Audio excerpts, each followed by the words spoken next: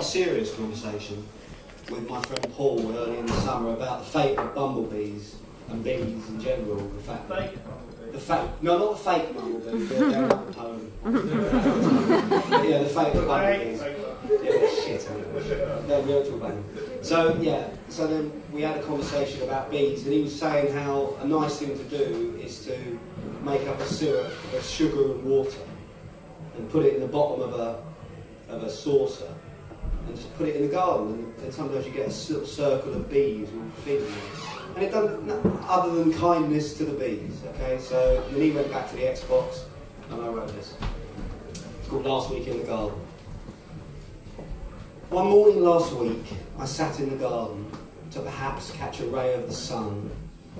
I constructed a cuppa, quite strong, with 1 sugar to wash down a small sticky bun that I bought from the baker's. All warm, fresh and fruity. I refer to the bun, not the bacon. So I'd sit in my garden, my own scrap of heaven, though it's barely 1/10 of an acre.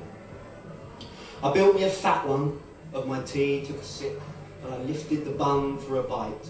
When something occurred, this is true, every word, that gave me a horrible fright. For a hornet had landed, not 3 yards away, the size of a full-grown Alsatian. It proceeded to speak, and that freaked me out most. I have been sent by the bumblebee nation to pass on a message of utmost importance that all of you humans must hear. So light up that doobie, I spy in the ashtray, I'll smoke, and I'll make it all clear. With trembling hands, I ignited the joint, took a toke, and I took a toke more. I passed the hornet, who had a long drag, and said, that's a nice bit of draw. I'm sure there was something that I meant to say. That spliff has quite severed my thread. Oh yes, the bees are endangered, and you humans are too, and it won't be long till you're all dead, unless you take heed of this message I bring. You must not let the bumblebees die. You'll be finished. All bets will be off. Skin up, and I'll tell you for why. So I banged up a bifter, and I banged it up strong, because I knew what he said would be heavy. I passed to the hornet, who had a long drag, and I said, look mate, do you fancy a bevy? Not, he replied. So I fetched her some cider, and we sat and we toked and we drank. Music, I said? Why not, he replied. Any reggae, I fancy a skank. So an Alsatian-sized hornet stood there on my lawn, all winding and wiggling his belly.